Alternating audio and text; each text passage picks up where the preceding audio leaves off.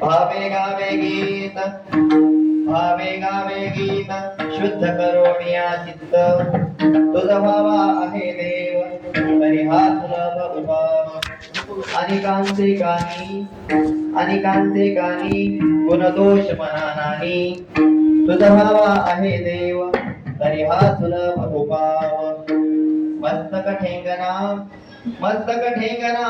करे संतांच्या चरण तुझा भावा आहे देव तरी हा सुलभ उपाव वेचिते वचन जेणे राहे समाधान तुझा भावा आहे देव तरी हा सुलभ उपाव तुका म्हणे फार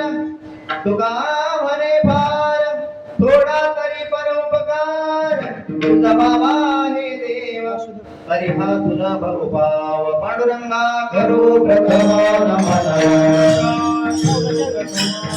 पांडुरंगा करू प्रथम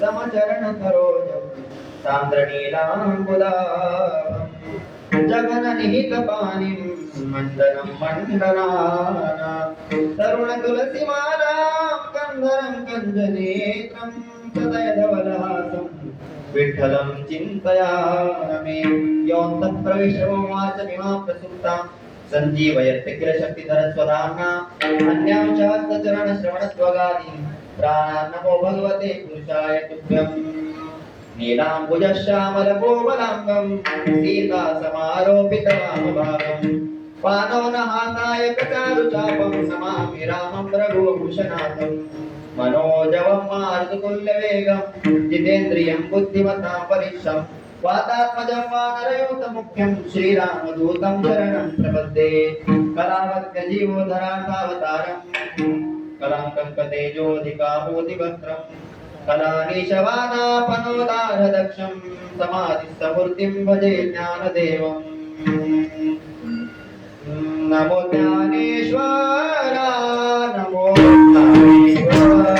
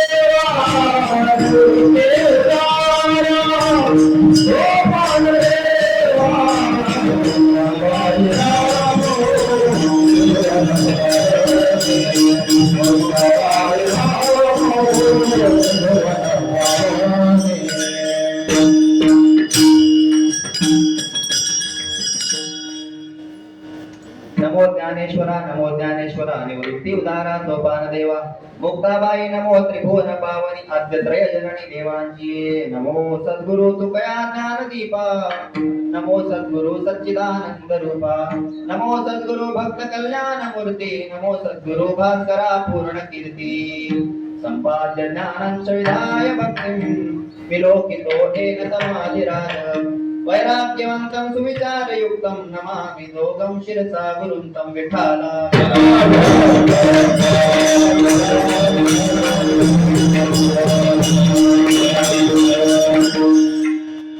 भावे गावे गीत शुद्ध करोनि या चित्त तुझा भावा आहे देव तरी हा सुलभ उपाव प्रस्तुत प्राप्त प्रसंगी संप्राप्त सेवेकरता निवडलेला अभंग देहूचे सुप्रसिद्ध साधू महान वैष्णव महान भगवत भक्त संत हृदय सम्राट वैराग्य रागरसिक विश्ववंद्य जगद्गुरु श्री तुकोबाराय यांच्या अभंग संहितेतील अभंग गाथेतील फार नाही पण 6 चरणाचा अभंग आहे आणि या अभंगाच्या माध्यमातून जगद्गुरु श्री तुकोबाराय भगवान परमात्म्याच्या प्राप्तीचा सुलभ अशा प्रकारचा उपाय सांगतात.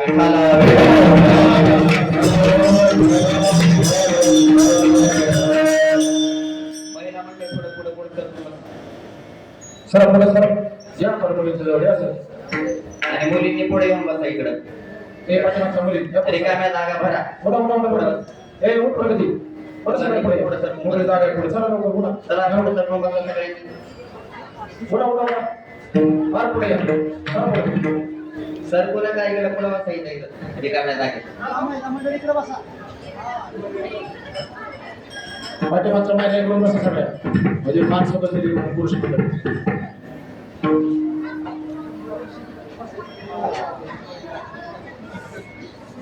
सेवेला प्रारंभ करण्या अगोदर अल्पसा परिहार द्यायचा तो म्हणजे असा. अखिल गुणनिधान भगवान पंढरीश परमात्म्याच्या असीम अपार अलौकिक अशा कृपाशीर्वादाने तसेच सकल साधू संतांच्या कृपाशीर्वादाने प्रतिवर्षाप्रमाणे संपन्न होत असलेला हा बाल संस्कार शिबिर सप्ताह नाही म्हणणार गेली 10-15 वर्षापासून हे शिबिराचं आयोजन केलं जातं, उपक्रम राबवला जातो. त्यातीलच जे ह्या वर्षाचं हे बाल संस्कार शिबिर आणि त्याच्या सांगतेच्या निमित्ताने हा संपन्न होत असलेला कीर्तन महोत्सव, त्यातील आजच्या दिवसाची ही कीर्तन सेवा, या शिबिराचे संयोजक आयोजक त्याचप्रमाणे सर्व ग्रामस्थ आणि आमचे परम आदरणीय गुरुवर्य गाथामूर्ती काका महाराज यांच्या आज्ञेतून त्यांच्या प्रेमातून प्राप्त झालेली ही सेवा आहे.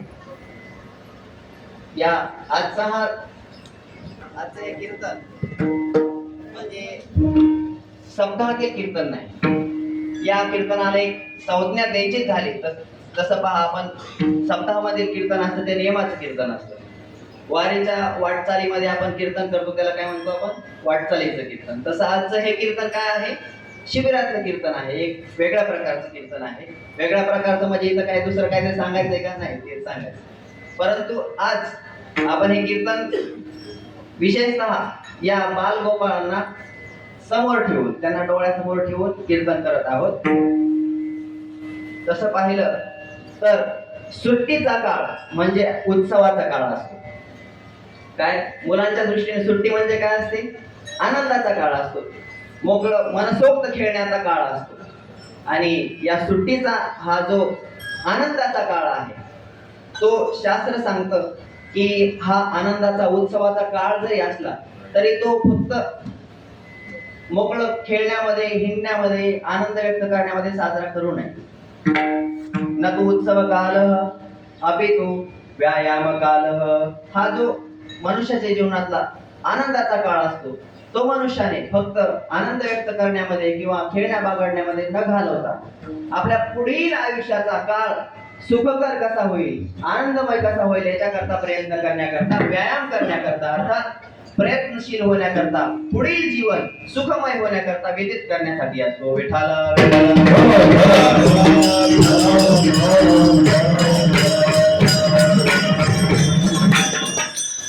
म्हणून त्या दृष्टीने हा उत्सवाचा काळ आहे. परंतु तो काळ आपण सत्संगतीमध्ये, सत्विचारामध्ये आणि सुसंस्कारामध्ये व्यतीत करण्याकरता या बाल संस्कार शिबिराचं आयोजन.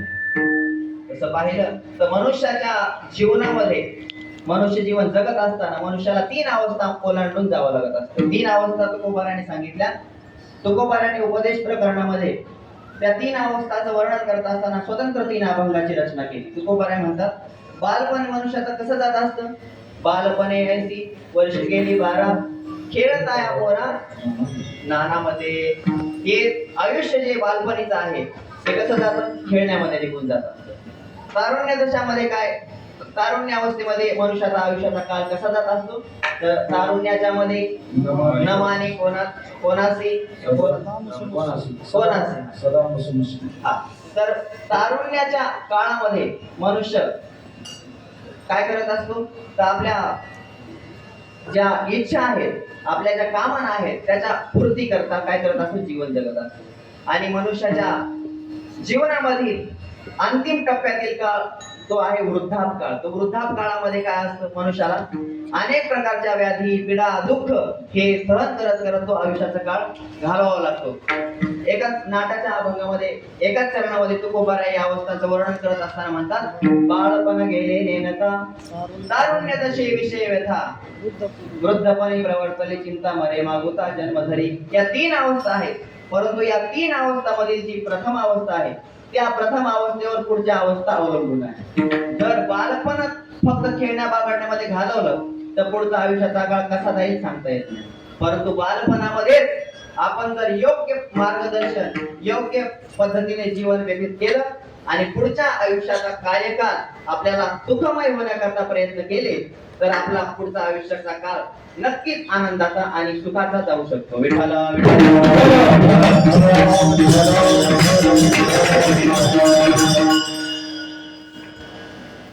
श्रीमद आद्य शंकराचार्यांच्या बाबतीत एक प्रसिद्ध वचन आहे. त्यांनी त्यांच्या जीवनामध्ये कशी साधना केली, तर त्यांनी आपल्या आयुष्याचा जो पहिल्या 8 वर्षाचा काळ आहे त्याच्यामध्ये काय केलं, 4 वेदांचं अध्ययन केलं. अष्टवर्षे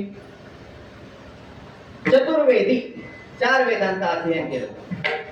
द्वादशे सर्व शास्त्रवेद. आपल्या वयाच्या 12व्या वर्षापर्यंत त्यांनी सर्व शास्त्राचा यथासांग अशा प्रकारचा अध्ययन केला, अभ्यास केला.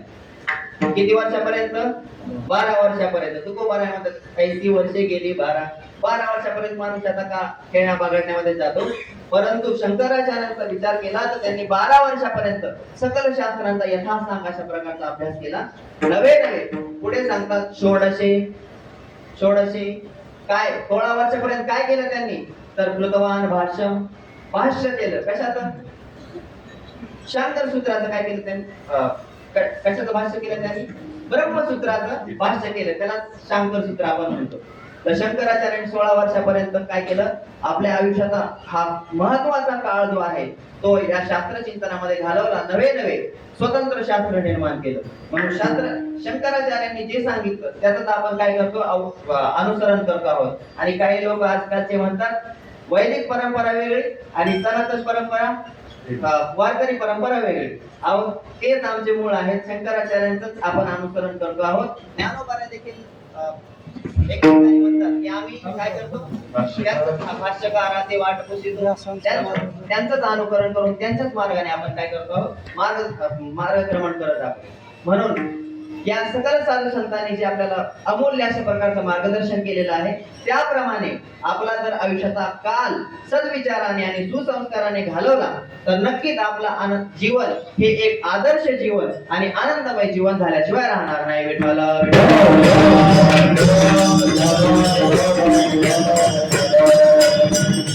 म्हणूनच तुकोबाराय म्हणतात की आम्ही आमच्या जीवनामध्ये जी साधना केली त्याचा आम्हाला कौतुक वाटतं. कौतुक वाटे झाली या वेदाचे नाव मंगळाचे तेने गुणे. आणि आता झाल्यामुळे आमच्या जो आयुष्याचा शेवटचा काळ आहे, 4 दिवसाचा काळ आहे, तो कसा आहे हो, तुकोबाराय म्हणतात तुका म्हणे मोठी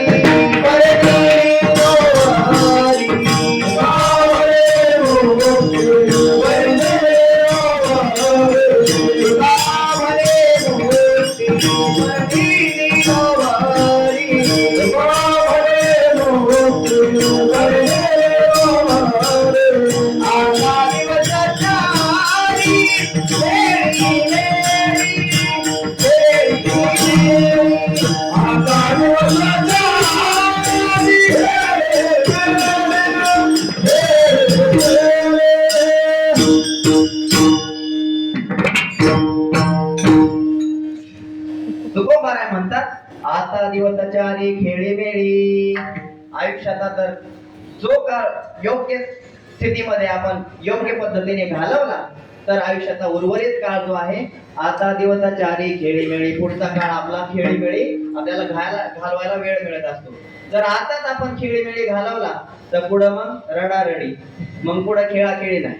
मग आयुष्याचा काल जर योग्य पद्धतीने जावा वाटत असेल तर आता व्यायाम काल हा परिश्रमाचा काळ आहे.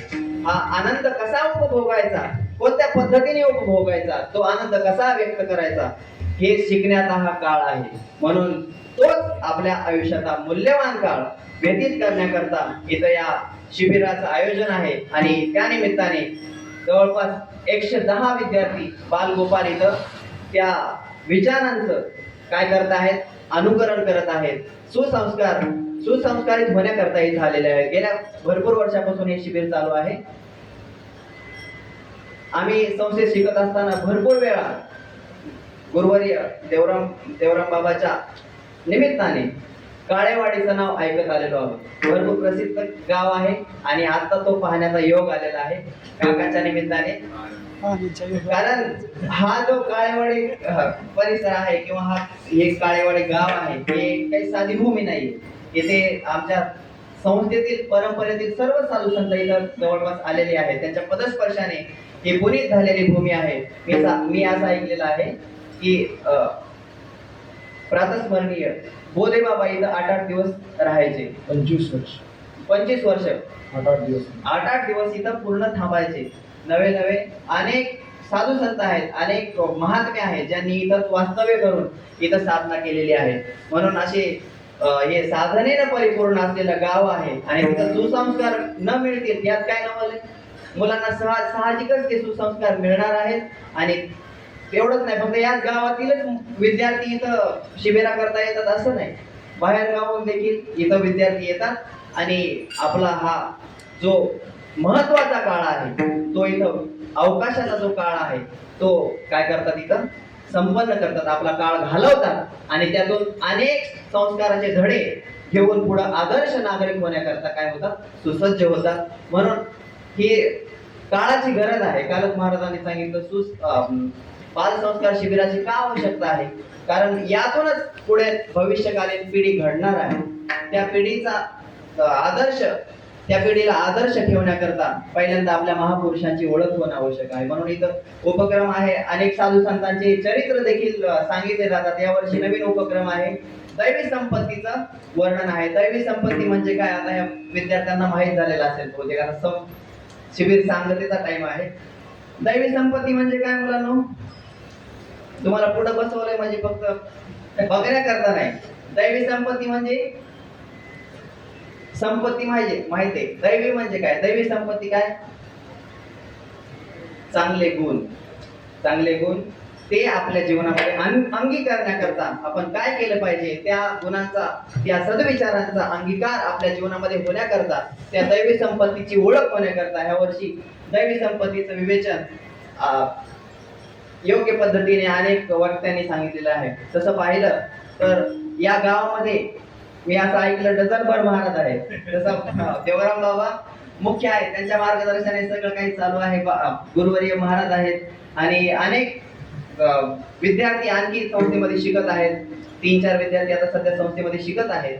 आणि आमचे ज्येष्ठ गुरुबंधू आता इथं उपस्थित नाहीत. तुकाराम महाराज, संभाजी महाराज हे आमच्या पुढे संस्थेत पाठाला होते. ज्येष्ठ आहेत, आम्हाला सर्वच आमच्या परिचित आहेत. काही अपरिचित आहेत पण ते पण खूप मोठे महाराज आहेत.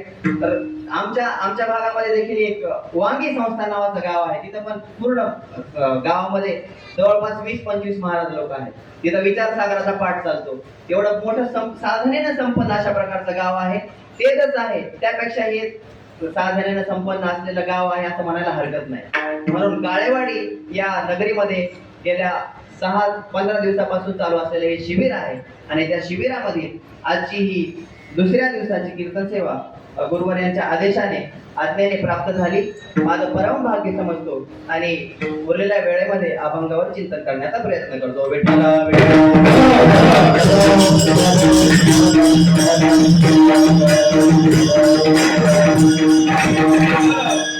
भावे गावे गीत शुद्ध करून या चित्त, तुझा भावा आहे देव तरी हा सुलभ उपाव.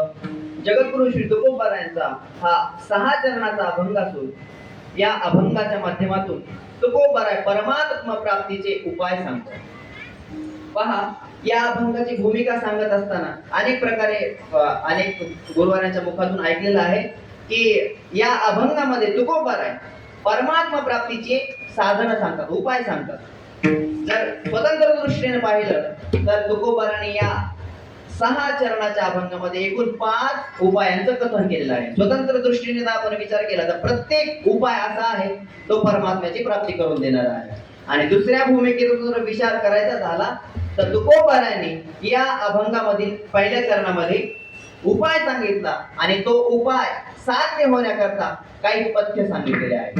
त्या पथ्याचं आपण जर योग्य रीतीने पालन केलं तर जो तुकोबाराने उपाय सांगितलेला आहे त्या उपायाचं प्रयोजन प्राप्त झाल्याशिवाय राहत नाही. विठ्ठल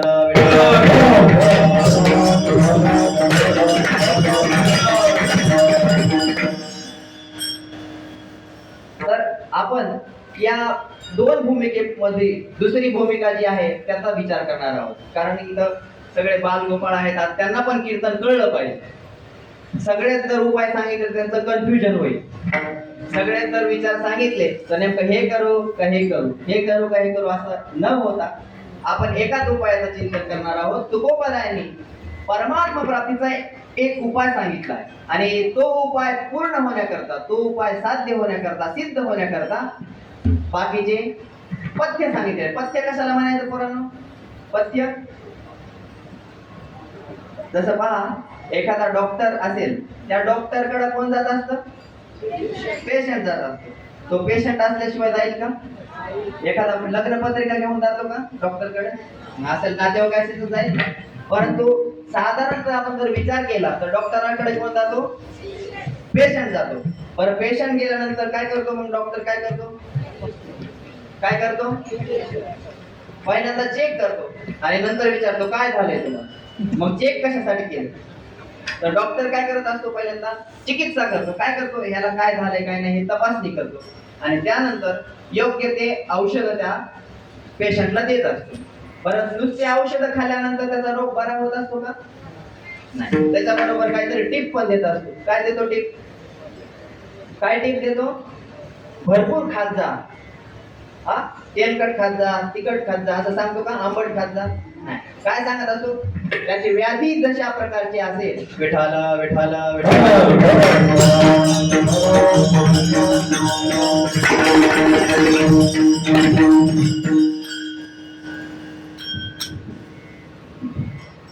तुकाराम महाराजांचा पदार्थ झालेला आहे.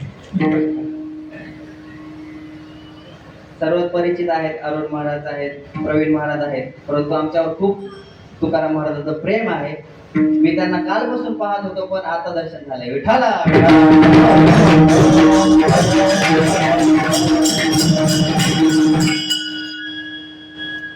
तर मग डॉक्टर काय करत असतो? पेशंटला गोळ्या देतो. परत गोळ्या देतो म्हणजे नंतर काहीतरी सांगत असतो. काय सांगतो? टिप देत असतो. काय करायचं?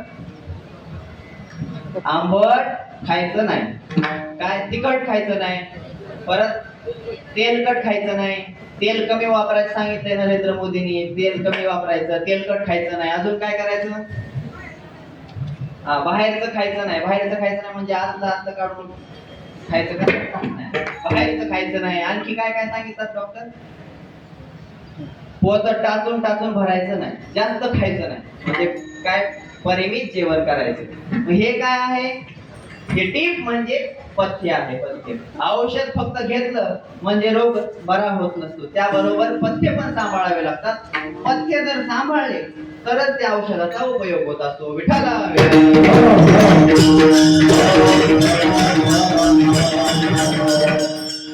प्रस्तुत अभंगामधून तुकोबाराय परमात्मा प्राप्तीचा उपाय सांगत असताना त्या उपायाला अनुसरून काही पथ्यांचा विचार सांगतात. विठ्ठल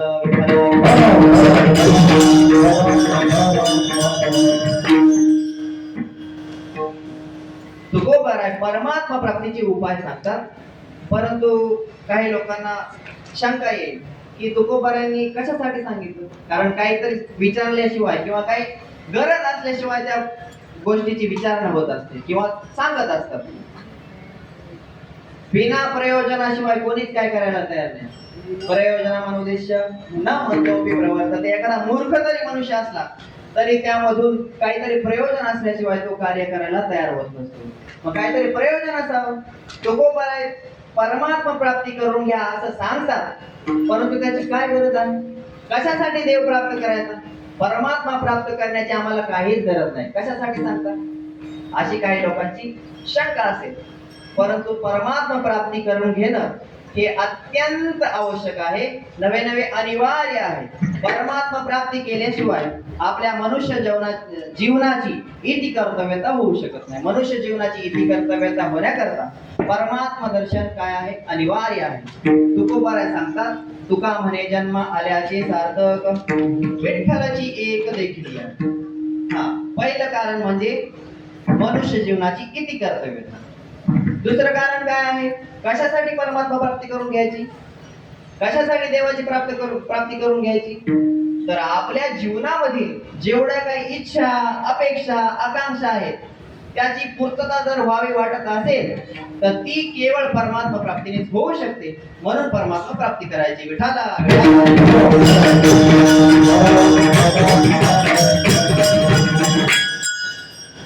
मनुष्य जीवनाची किती कर्तव्यता परमात्मा प्राप्तीमध्ये आहे. कारण मनुष्य जन्म हा आपल्याला प्राप्त झालाय तो कशासाठी? फक्त आणि फक्त परमात्म्याच्या प्राप्ती करता. मनुष्य पण तरी साधी नारायण नाही तरीही न पशुनी. तर आपण मनुष्य जन्माला येऊन सुद्धा देवाची प्राप्ती करून नाही घेतली तर आपल्यापेक्षा कोण बरे? पशु बरे आहे. ज्ञानोबराय एका ठिकाणी सांगतात,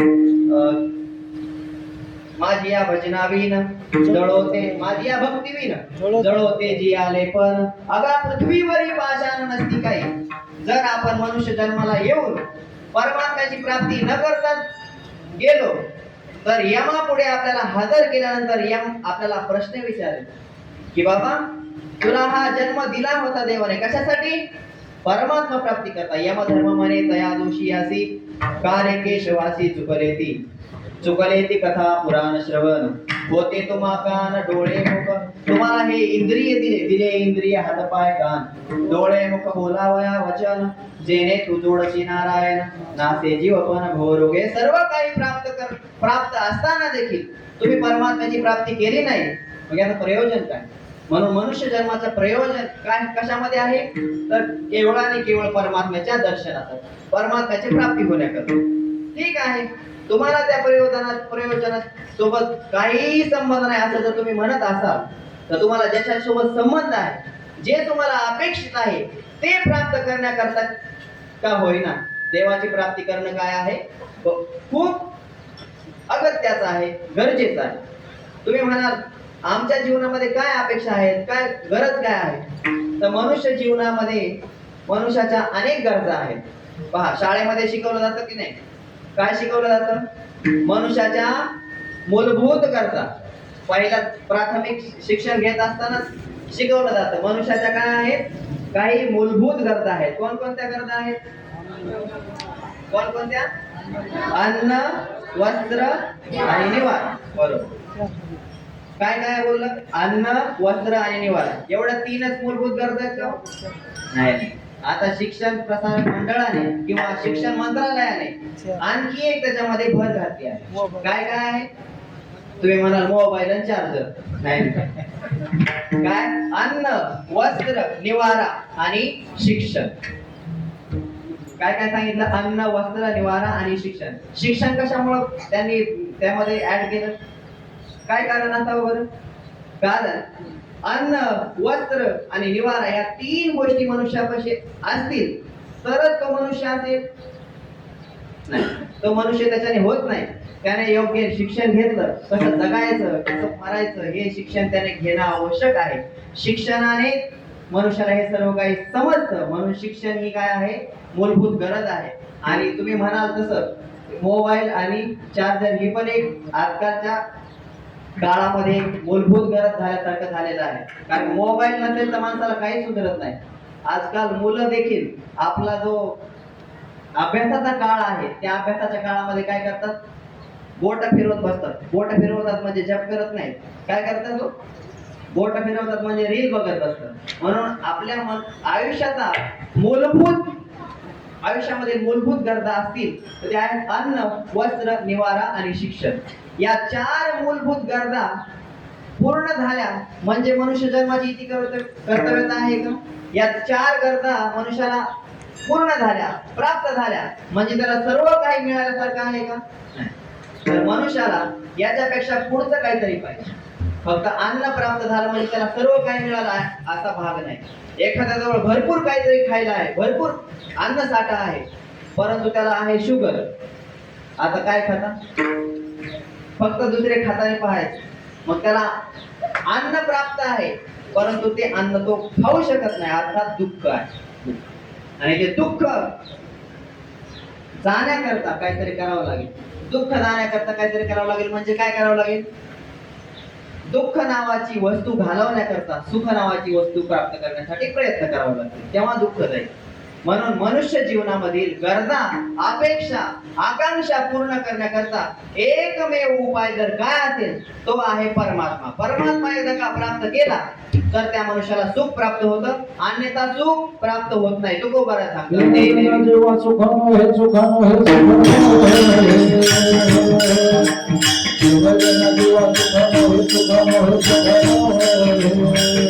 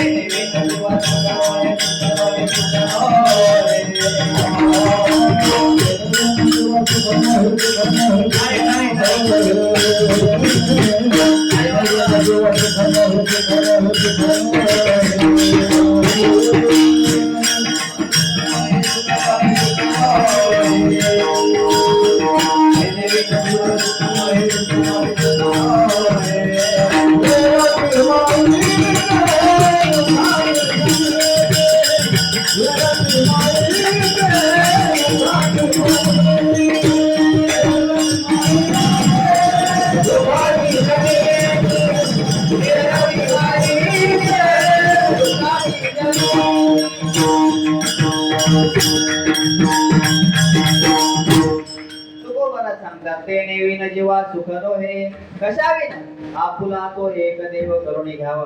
ते नवीन जीवा सुखनो हे मनुष्याला जर सुख प्राप्त करून घ्यायचं असेल तर एक परमात्मा आपलासा करावा लागेल. परमात्म्याशिवाय जर सुखाची अपेक्षा कराल तर तुकोबरा म्हणतात करीसी देवाविन आस अवघे होईल निराश तृष्णा वाढविते बहुवत कधी सुखास नपोसी. परमात्म्याच्या व्यतिरिक्त आपण जर सुखाचा शोध घेतला तर ते सुख आपल्याला तिथं प्राप्त होऊ शकत नाही. कारण परमात्म्याशिवाय इतरत्र जे काय आहे ते सर्व जगत दुःख रूप आहे. हे रती मायके दुःखाची जनिसी नाही आदी अंती अवसानी. कारण परमात्मा एकमेव सुख रूप आहे, तद व्यतिरिक्त जेवढं काय आहे ते सर्व दुःखमय आहे. म्हणून सुख रूप आहे कोण तुझे सांगा माझ्या पांडुरंगा सारिकेचे. किंवा ज्ञानेश्वर महाराजांचा आपण अभंग दररोज म्हणतो रूप पाहता लोचनी सुख झाले हो साधनी. शेवटचं चरण काय दररोज ऐकता ना? सर्व सुखाचे आधार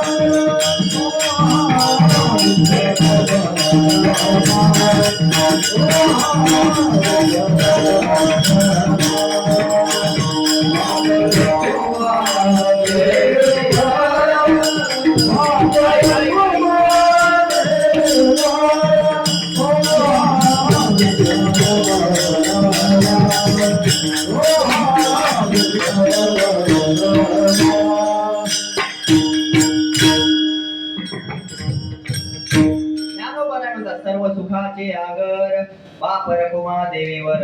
ज्ञानोबरात म्हणतात का? नाही, सर्व संत म्हणतात सर्व सुखाचे आगर म्हणे नरहरी होणार. सर्व सुखाचे आगर जनी म्हणे शारंगधर.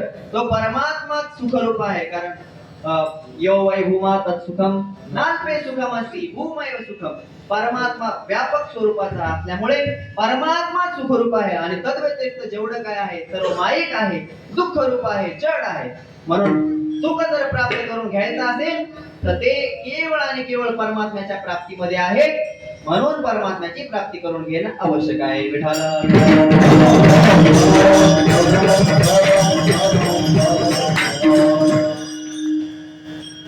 ते सुख एकदा का प्राप्त झालं की मग सर्व आनंदाचे अवघाची संसार सुखाचा काय किंवा अवघ्याची त्रैलोकी आनंदाची आता तो आनंद प्राप्त होणार आहे, सुख प्राप्त होणार आहे. म्हणून परमात्म्याची प्राप्ती करून घेणं आवश्यक आहे.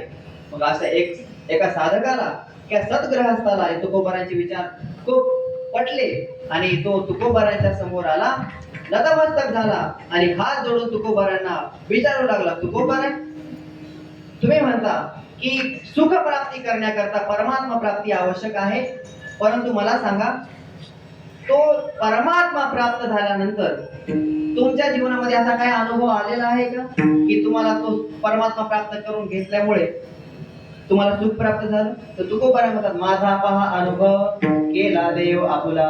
मी परमात्म्याची प्राप्ती करून घेतली, तो परमात्मा आपला केला, म्हणून काय झालं, काय परिणाम झाला? तर तुकोबारा म्हणतात सगळे दिवस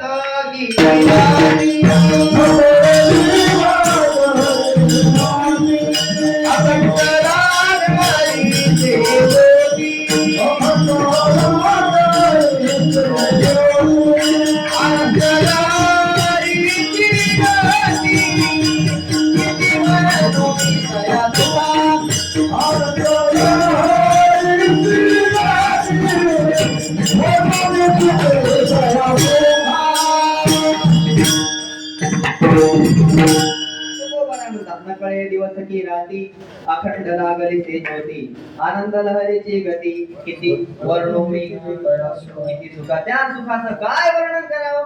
सर्व सुखल्यालो सर्व अलंकार आनंदे निर्भर डुलत असो. ते सुख इतकं प्राप्त झालं असो ऐसा कोठे आठवची नाही. देही तर विदेही भोगू दशा. ते सुख एवढं आहे की त्या सुखाला जोडाच नाही. जोडा म्हणजे पायात घालण्याचा जोडा नाही. त्या सुखाची मर्यादा सांगता येत नाही. या आनंदाची जोडा सांगता गोष्टी लागती गोडा आला त्या का रामुच्या चाडा तुका म्हणे भिडा भक्तीची या. किंवा तुकोबारा आपला आनंद व्यक्त करत असताना म्हणतात आनंदाचे डोही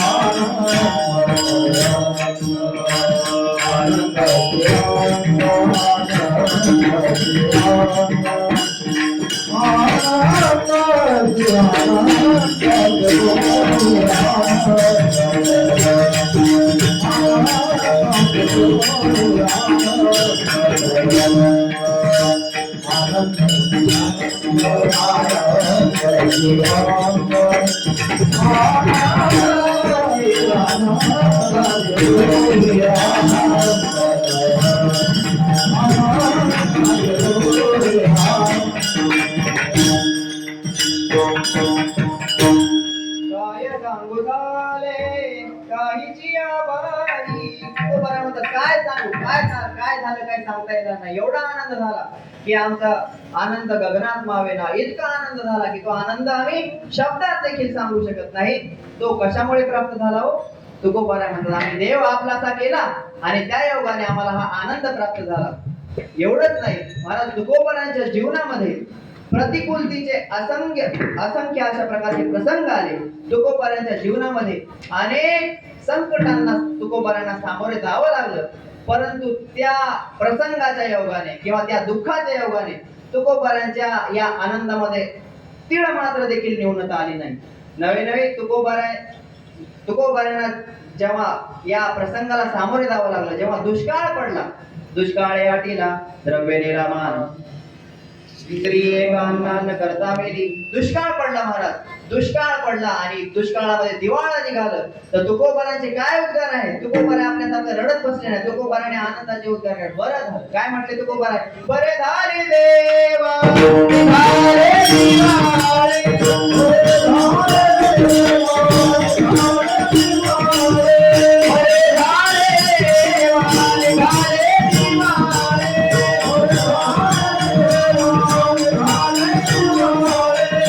वैया दुष्काळे विरागे, वैया दुष्काळे विरागे, वैया दुष्काळे विरागे, वैया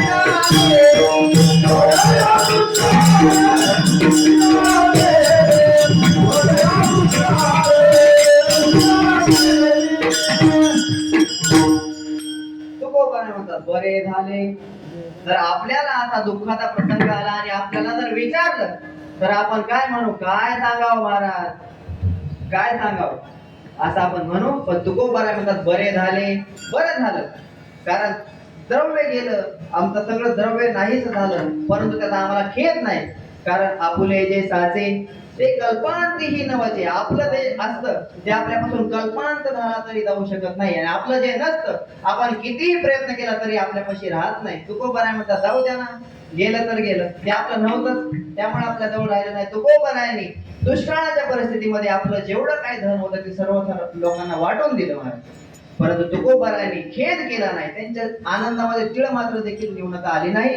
नवे तुकोबारायांची या दुष्काळाच्या परिस्थितीमुळे एक स्त्री अर्थात पत्नी गतप्राण झाली अन्न वाचून, तरी देखील तुकोबाराय काय म्हणतात? बाईला मेली बरे झाले, देवे माया सोडवे. बाईला मेली बरे झाली, बाईला मेली मुक्त झाली, देवे माया सोडवे. तुकोबाराय म्हणतात मुक्त झाली, बरं झालं मेली. आपल्याला जर विचारलं बायको मेली कसं वाटतंय? आता या बालगोपाला त्याचा काय अनुभव नाही, पण ज्यांचे झाले त्याला जर विचारलं काय झालं तुमची बायको मेली, तुम्हाला कसं वाटतंय, मुलाखत घेतली, तर काय करेल तो? पहिल्यांदा एक सापडते मुलाखत घेणाऱ्याला आणि म्हणे रडत बसेल, शोक करत राहील, दुःख व्यक्त करत राहील. पण तुकोबाराने दुःख व्यक्त केलं नाही महाराज. एवढंच नाही, तुकोबारायांचा एक मुलगा देखील त्या दुष्काळामध्ये गेला, पण तुकोबारा म्हणतात पोर मेले बरे झाले, देवे माये विरहित केले. तुकोबारा खेद करत नाहीत महाराज. कारण एकदा का परमात्मा प्राप्तीचा आनंद झाला, एकदा का परमात्मा प्राप्त झाला, त्याच्या योगाने जे मिळणारं सुख आहे त्या सुखाला कशाची कुठल्याही प्रकारे कमतरता येऊ शकत नाही. ते सुख कधीही बाधित होऊ शकत नाही, तो आनंद कधीही कमी होऊ शकत नाही. भगवद्गीतेमध्ये भगवान परमात्मा सांगतात यम लब्ध्वाचा परम लाभम मन्यतेनाधिकं ततः यस्मिन् स्थितो न दुःखेन गुरुणापि विचाल्यते मग मे रूपासो निथोरे देह दुःखाचे निडोंगरे दाटी दो परिवारे चित्कन दटे का शस्त्रे वरी तोडिलिया देहागी माझी पडलिया चित्त महासुखी पहुडलिया जेवोची नये. भगवान परमात्मा सांगतात की एकदा का परमात्मा प्राप्त झाला की मग मनुष्याच्या देहावर कितीही मोठे आघात झाले तरी त्या आघातांचं दुःख त्याला प्राप्त होत नाही. जसं एखादा मनुष्य व्याधीग्रस्त असेल, खूप मोठा त्याला आजार झालेला असेल, तो मनुष्य काय करत राहतो? दुःख करत राहतो, किंचाळत राहतो, ओरडत राहतो. परंतु तोच मनुष्य जर झोपला तर तो ओरडतो का? एखाद्या मनुष्याला खूप मोठी व्याधी झाली आहे, तो ओरडत राहतो, किंचाळत राहतो, परंतु तोच मनुष्य एकदा का झोपला की मग त्याचा आवाज येणं बंद होतं. कारण झोपीमध्ये त्या अवस्था काय होतात? सुप्त होतात, लीन होतात. म्हणून तेव्हा त्याला ते आनंद, ते जे दुःख आहे ते आठवत नाही. तसं एकदा का परमात्म्याच्या आनंदामध्ये मनुष्य विलीन झाला की मग कितीही दुःखाचे प्रसंग आले, कितीही त्याच्यावरती संकट आले, तरी त्या संकटाचा परिणाम, दुःखाचा परिणाम त्या व्यक्तीवर होत नसतो. म्हणून तुकोबारायांना जे आनंद प्राप्त झालेला आहे तो अशा अमर्याद आणि अपरिमित अशा प्रकारचा आनंद आहे. तुकोबारा आपला अनुभव व्यक्त करतात. हे विचार त्या सद्ग्रस्ताला खूप पटले आणि तो म्हणू लागला तुकोबारा तुम्ही तुमच्या युक्तीद्वारा, अनुभवाद्वारा हा मार्मिक अशा प्रकारचा युक्तिवाद मला सांगितला की परमात्मा प्राप्ती करून घेतल्याशिवाय आपल्याला सुख मिळू शकत नाही. एकदा का परमात्मा प्राप्त केला की आपल्याला सुख मिळाल्याशिवाय राहत नाही. मग मला देखील तुम्हाला ज्याप्रमाणे सुख प्राप्त झालेलं आहे ते सुख मला देखील प्राप्त करायचं आहे. तुकोबराय म्हणतात मग त्याच्यासाठी तुला देव प्राप्त करून घ्यावा लागेल. मग तुकोबराय म्हणतात म्हणजे तुझा म्हणण्याचा अर्थ काय? तुला देव पाहिजे, तुझं देव भाव आहे. तुझ भाव आहे देव,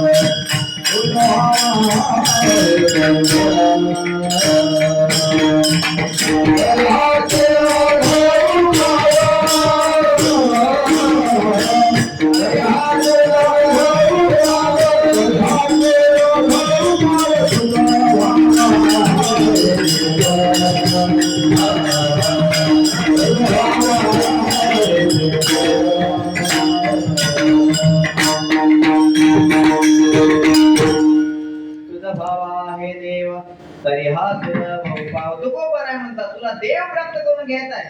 मग त्याच्यासाठी हा सुलभ उपाव, तरी हा सुलभ उपाव. तुझा देव भाव आहे तरी हा सुलभ उपाव. तुला देव जर प्राप्त करून घ्यायचा आहे तर त्याच्यासाठी हा सुलभ उपाय आहे.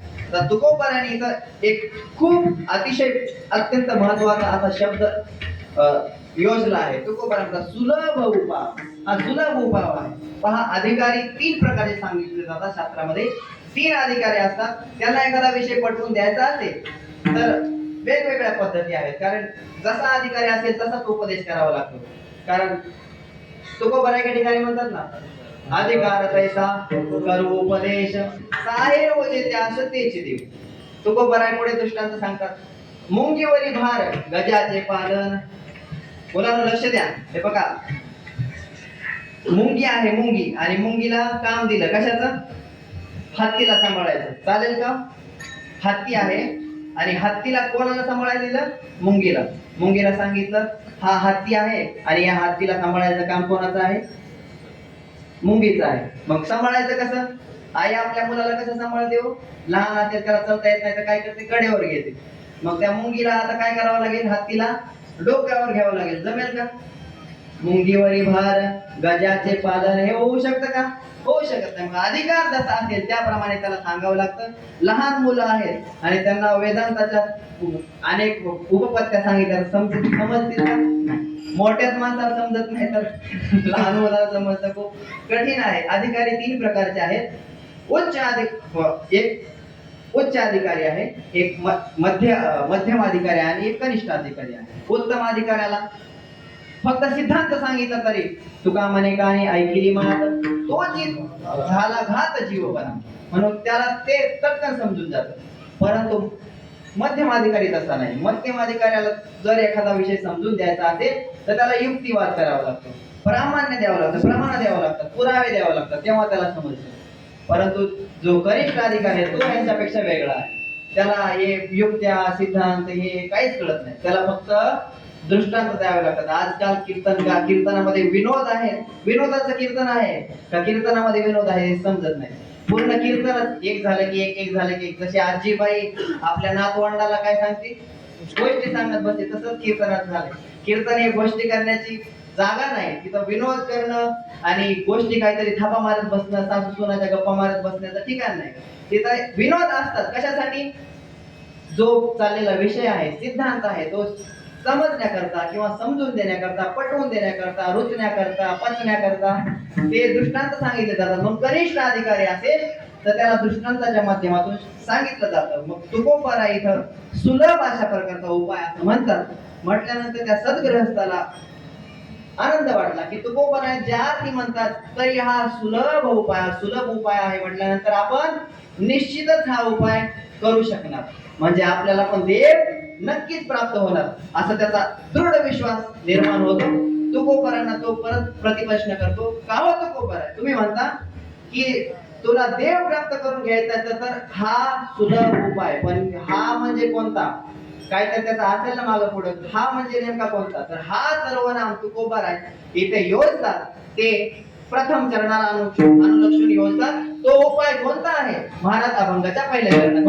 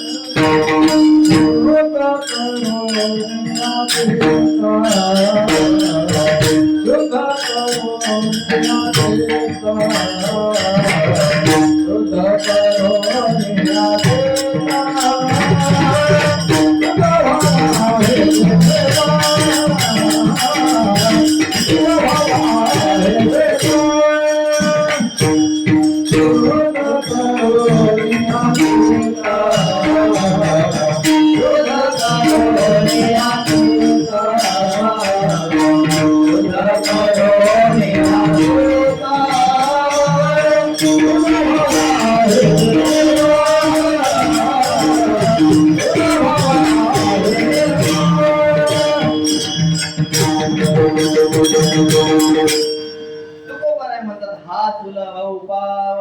हा कोणता, तुकोबाराय म्हणतात भावे गावे गीत शुद्ध करून या चित्त. तुकोबाराय म्हणतात तुला जर देव प्राप्त करून घ्यायचा असेल तर त्याच्यासाठी हा सुलभ उपाय आहे. कोणता उपाय आहे, तुकोबाराय म्हणतात भावे गीत गावे शुद्ध करून या गीत गावे. भावे चित्त शुद्ध करून या गीत गावे. भावयुक्त अंतकरणाने चित्त शुद्ध करून परमात्म्याचं नामचिंतन करावं, नाम संकीर्तन करावं, गीत गावं. हा सुलभ उपाय आहे. त्या योगाने तुझा भावा हे देव, तुला देव हा प्राप्त होईल. पण परमात्मा प्राप्ती करता तुकोबाराय हा उपाय सांगतात. मग महाराज शास्त्रामध्ये तर अनेक उपाय सांगितलेले आहेत. परमात्मा प्राप्तीचे तर अनेक योग, याग, तप, व्रत, उपासना, कर्म, अनेक ज्ञान, अनेक मार्ग सांगितलेले आहेत. त्याचं काय, तुकोबाराय म्हणतात अनेक मार्ग जरी असतील तरी बाकीचे जे मार्ग आहेत ते कसे झाले आहेत कलियुगामध्ये, क्षीण झालेले आहेत. अवघ्या वाटा झाल्या क्षीण, कधी न घडे सादर उचित विधी विधान न घडे सर्वदा. म्हणून बाकीच्या ज्या वाटा आहेत, मार्गी बहुत भरपूर मार्ग आहेत, परंतु या मार्गाने संत गेलेले आहेत आणि हे सुलभ वाटा आहेत. आणि तुकोबाराय म्हणतात तुका म्हणे तुम्ही चाला याची वाटे, परवसेने भेटे पांडुरंग. परमात्म्याची जर प्राप्ती करून घ्यायची असेल तर याच मार्गाने गेलं पाहिजे, कारण की बाकीचे जे मार्ग आहेत ते सूक्ष्म आहेत आणि त्या सूक्ष्म वाटांना मोडून या वाटा सूक्ष्म दुस्तर केला राज्यभार चाले ऐसा. म्हणून असे जे सूक्ष्म दुस्तर मार्ग आहेत त्यापेक्षा हा भक्ती मार्ग अत्यंत सुलभ आहे. भक्ती मार्ग बहु सोपा, भक्ती पंथ बहु सोपा. म्हणून हा सोपा आणि सुलभ अशा प्रकारचा सर्वांना चालता येणारा सुसैपी अशा प्रकारचा हा उपाय आहे, मार्ग आहे. म्हणून याच वाटेने गेलं पाहिजे. जसं कालच महाराजांनी सांगितलं परमात्मा प्राप्तीचे अनेक उपाय सांगितले. भगवान परमात्मा म्हणतात म्हणून अर्जुना पाही प्रवेश यावया माझी ठाई, उपायांची नाही वाणी येत. भरपूर मार्ग आहेत परंतु ते खडतर आहेत. सर्वजण त्या मार्गाने चालता येईलच असं सांगता येत नाही. योगाचं वर्णन करत असताना भगवान सांगतात क्लेशोधिकतरस्तेषा अव्यक्त आसक्त चेतसा अव्यक्त आहे गतिर दुःखम देहवत वीर वाक्यते. किंवा एका अभंगामध्ये देखील वासुदेवामध्ये सांगितलेलं आहे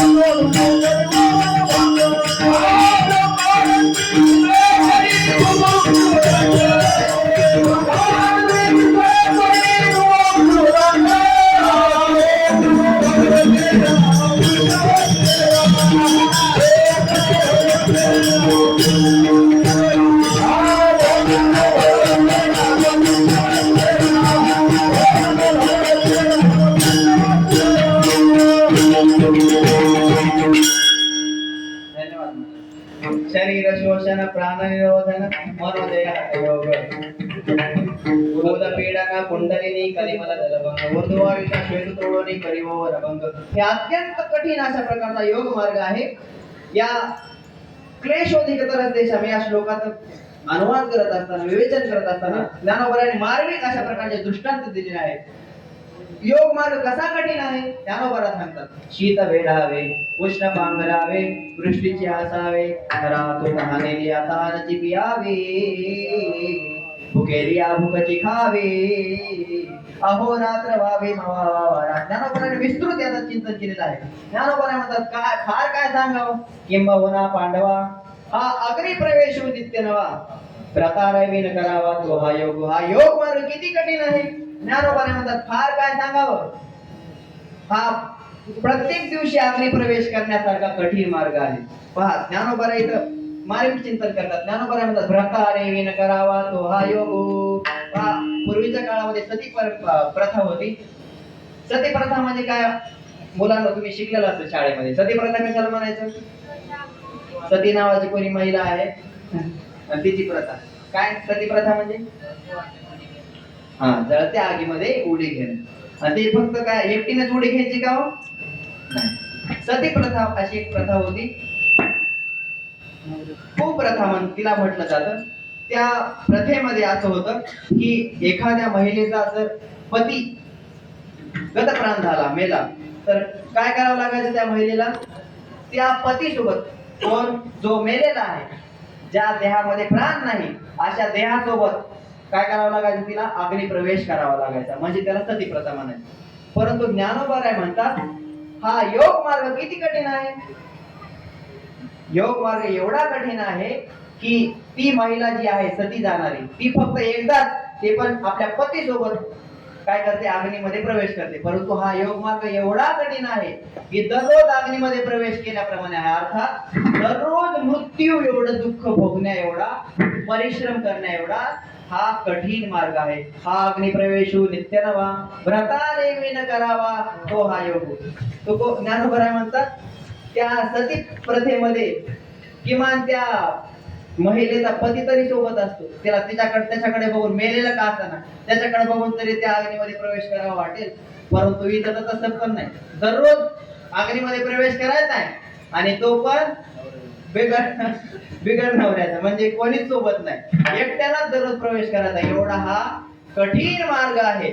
म्हणून हा त्याच्या पुढे जर सांगायचं झालं तर ज्ञानोबा पुढे एक दृष्टांत देतात. अत्यंत विनोदाचा दृष्टांत. ज्ञानोबा म्हणतात एखाद्या म्हाताऱ्याला अत्यंत कडाकीची अशी भूक लागावी खूप भूक लागावी आणि अत्यंत जखड म्हातारा आहे ज्याच्या तोंडामध्ये आपल्या मारुती बाबाच्या भाषेत जखड म्हातारा ज्याच्या तोंडामध्ये एक पण दात नाही. दाताचा पत्ताच नाही. एक पण दात नाही. त्याला काय म्हणतो आपण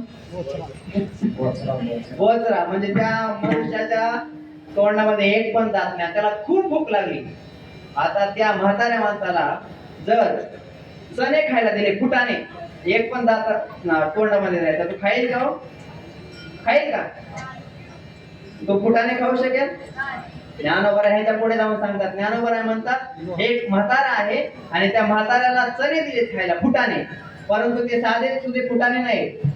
पाहे लोहाचे चणे जय बोतर या पडती खाणे तै पोट भरणे की प्राणे शुद्धी. म्हणून हा योग मार्ग एवढा कठीण आहे अगोदरच म्हातारा आहे, तोंडात एक पण दात नाही आणि त्याला लोखंडाचे फुटाणे खायला दिले, तो खाईल का हो? तो खाणार तर नाही. जर त्याने खाल्लेच चुकून तर तो काय होईल? राम नाम सत्य आहे. मग त्याला त्याचं पोट भरेल का त्या लोहाच्या चण्याने फुटाण्याने? नाही भरणार. तसं हा योग मार्ग एवढा कठीण आहे की त्या परिश्रमाची सीमाच नाही. ज्ञानोबराय म्हणतात हा आगरी प्रवेश जाऊ द्या, आगरीमध्ये प्रवेश करणं म्हणजे मृत्यूला समोर जाणं एवढंच नाही, त्या मृत्यूपेक्षा तिकट आहे. ज्ञानोबराय काय म्हणतात? ज्ञानोबराय म्हणतात की ऐसे मृत्यू होणे तीख का घोटे कडत वीख, डोंगर गिळता मुख न फाटे काय. ज्ञानोबरायचे दृष्टांत पहा. ज्ञानोबराय म्हणतात की हा फक्त मृत्यू एवढाच परिमित नाही, मृत्यूपेक्षाही तिखट आहे, मृत्यूपेक्षाही भयंकर अशा प्रकारचं योगाचं दुःख आहे.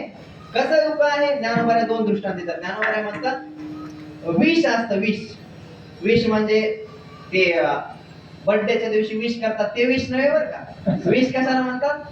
विष म्हटलं की काय होतं? खूप छान वाटतं है ना, थंड थंड. विष पेल्यानंतर काय होतं? मुलांना तुम्हाला बोलतोय, विष पेल्यानंतर काय होतं? मरण येतं. बरोबर. विषाचा परिणाम आहे मृत्यू. मग ते विष पेल्यानंतर मृत्यू होतं, परंतु ते पेलं तर पाहिजे. परंतु ते विष असं आहे, ज्ञानोबराय म्हणतात का घोटे कडत वीख. विष आहे अगोदरच, परंतु ते उकळतं विष आहे, म्हणजे ते नरड्यातून खाली उतरण्यापर्यंत पण दुःख देणार आहे.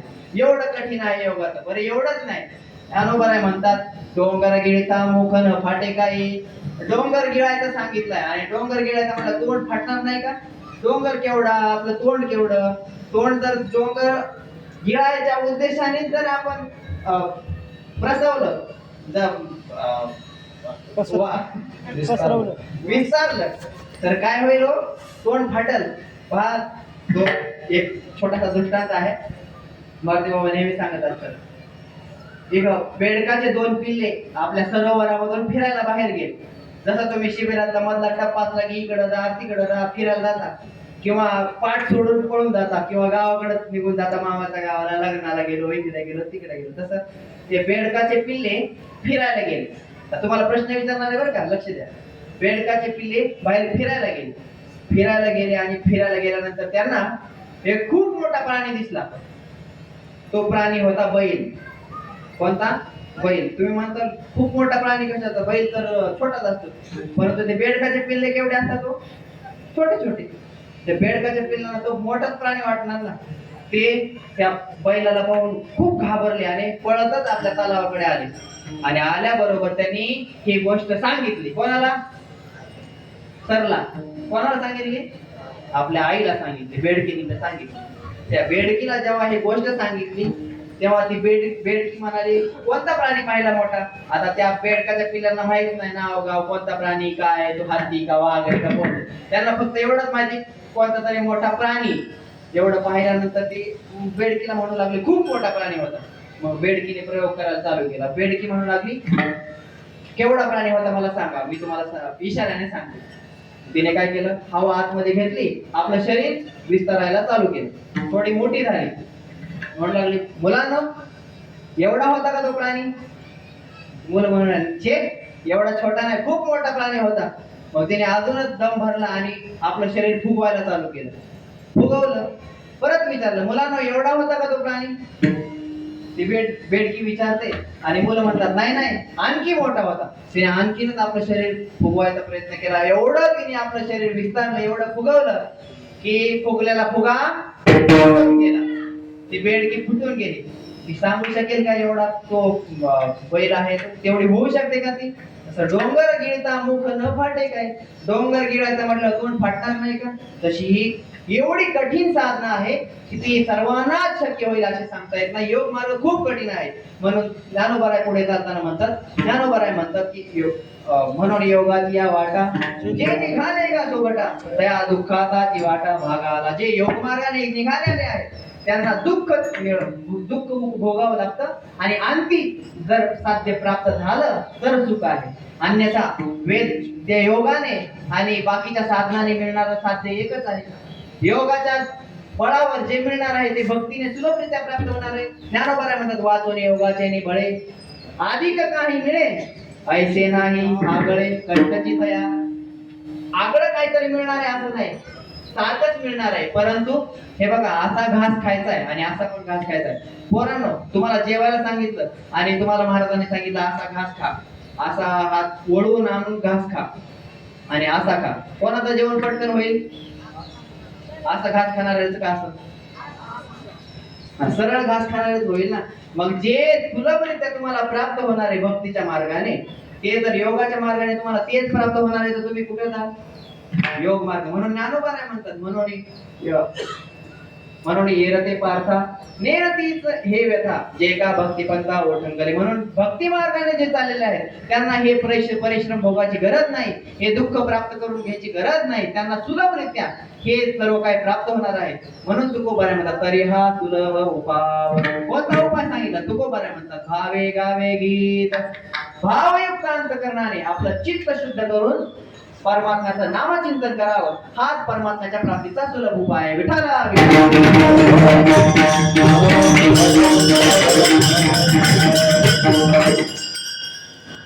काय म्हणतात, परमात्म्याचं भावयुक्त अंतकरणाने नामचिंतन केलं, गीत गायलं तर तुम्हाला तो परमात्मा प्राप्त होणार आहे. परंतु आजच गायचं का नाही, चित्त शुद्ध करावं लागतं. चित्त जर शुद्ध केलं नाही तर तो परमात्मा आपल्या जवळ येणार नाही. चित्तामध्ये काम क्रोध आदी विकार जोपर्यंत आपण काढत नाही, तुका म्हणे काम क्रोधे केले घररिते, तुका म्हणे देह भरिला विठ्ठले, काम क्रोधे केले घररिते. जोपर्यंत आपल्या अंतकरणामध्ये मलिनता आहे, काम क्रोधाधिक विकार आहे, तोपर्यंत परमात्मा आपल्या जवळ येणार नाही.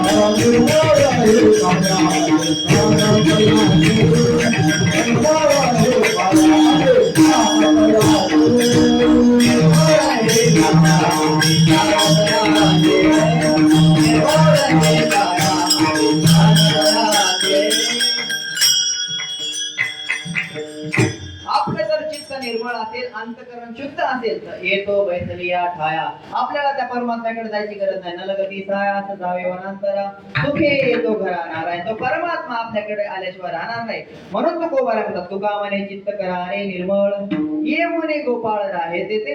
परमात्मा जर आपल्याला प्राप्त व्हावा वाटत असेल तर आपलं चित्त पहिल्यांदा शुद्ध झालं पाहिजे. आणि चित्त शुद्ध करून जर आपण भावयुक्त अंतकरणाने गीत गायलं तर तो परमात्मा आपल्याला प्राप्त होईल असं तुकोबाराय म्हणतात.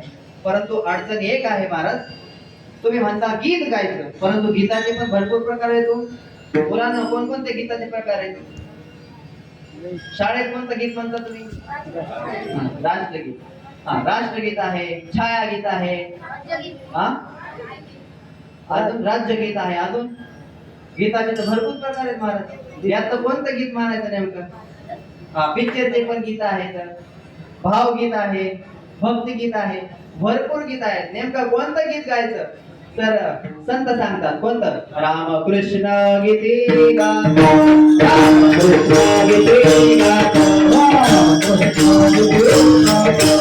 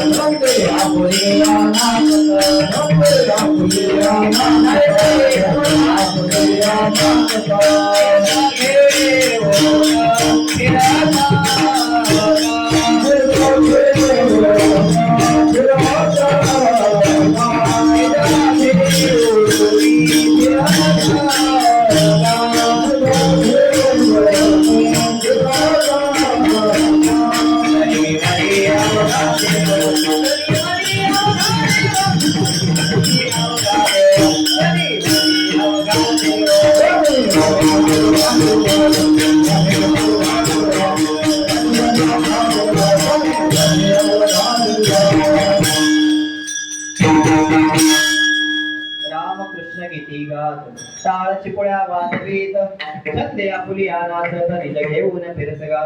तर दुसरं तिसरं गीत गायचं नाही. कोणतं? रामकृष्ण गीती गात परमात्म्याचं नामचिंतन करायचं. हा परमात्म्याचं नामचिंतन रूपी गीत जर तुम्ही गायलं तर तुम्हाला परमात्मा प्राप्त होईल. परंतु तुकोबर आहे या अभंगाच्या पहिल्या चरणाच्या पहिल्या शब्दामध्ये अत्यंत मार्मिक असा शब्द योजतात. तुकोबर आहे म्हणतात भावे. भावाने काय करायचं? भावाने म्हणजे कोणत्या? चुलत भावाने, सख्या भावाने का? कोणत्या भावाने? भावाने म्हणजे भावयुक्त अंतकरणाने, ज्याच्यामध्ये भाव आहे असा. कारण भावाशिवाय परमात्मा प्राप्त होऊ शकत नाही. भावेन देवं कलया नरेंद्र धनेन कांता कपटेन शत्रू सत्येन मित्रं कृपया च पुत्रं ज्ञानेन मोक्षं वशमावसते. तर अनेक वस्तू आहेत त्या वश करायच्या असतील तर अनेक साधनं सांगितलेली आहेत. तसं परमात्मा जर वशीभूत करायचा असेल, परमात्मा वश करायचा असेल तर भावेन देवं, परमात्मा प्राप्त करून घ्यायचा असेल तर भाव अत्यंत महत्वाचा आहे. देवाकारणे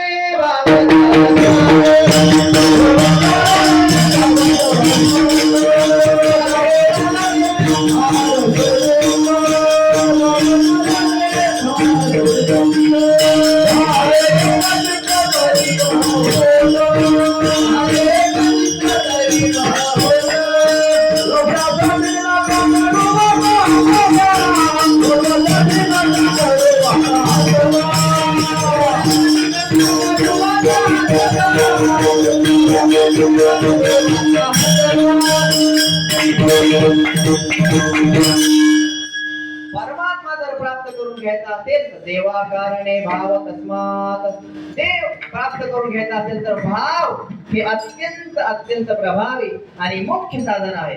मुख्य वर्माचे हे दृढ धरावा भाव.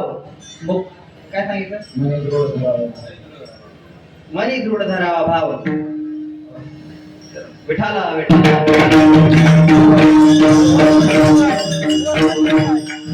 वर्म ते एक आहे, दृढ धरावा भाव हे वर्म आहे. म्हणून भाव ज्याचे गाठी त्याची लाभ उठावटी. जर परमात्मा प्राप्त करून घ्यायचा असेल तर भाव अत्यंत महत्वाचा आहे. भावाशिवाय परमात्मा प्राप्त होऊ शकत नाही. म्हणून भाव ज्याचे गाठी त्याची लाभ उठावटी. जर एखादी मुलगी असेल आणि तिला पाहायला पाहुणे आले, सर्व काही आहे तिच्या ठिकाणी, 32 लक्षण आहेत, सर्व संपन्न आहे, मुलगी गोरी आहे, सर्व सर्व काय आहे, सर्व लक्षण तिच्या जवळ आहेत. परंतु तिला जर नाकच नसेल तर, नाक नसेल तर मग तुकोबार नाथ महाराज म्हणतात नाक नाही तेने. तुकोबार काय करावे ती 32 लक्षणे, नाक नाही तेने वाया गेली. नाक नसेल तर त्या 32 लक्षणाला काय करायचं? तुकोबार म्हणतात. तसं भक्ती भाव, भक्तीमधील भाव हा म्हणजे आपलं नाक आहे. म्हणून जर नाकच जर नसेल तर त्या लक्षणाला काही किंमत नाही. तसं भक्तीमध्ये भाव अत्यंत महत्वाचा आहे. भाव जर असेल तर आपल्याला परमात्मा प्राप्त होऊ शकतो. परमात्मा प्राप्ती करून घ्यायची असेल तर भाव अत्यंत महत्वाचा आहे. म्हणून भावे गावे गीत. जर भावयुक्त अंतकरणाने आपण परमात्म्याला जर बोलावलं तो परमात्मा आल्याशिवाय राहत नाही. आपण भावयुक्त अंतकरणाने जर हाक मारली तर हाके तैसी उडी घालोनिया स्तंभ फोडी. लोग कहते हैं भगवान आते नहीं, क्यों नहीं आते भगवान? भगवान जरूर आते हैं. भगवान आने के लिए क्या करना पड़ता है? द्रौपदी के तरह तुम बुलाते नहीं. द्रौपदी सारखं भावयुक्त अंतकरणाने त्याला हाक मारावं लागतं, आळवावं लागतं, तेव्हा तो परमात्मा येत असतो. लोग कहते हैं भगवान खाते नहीं. आम्ही नैवेद्य दाखवतो देवाला परंतु देव खात नाही हो.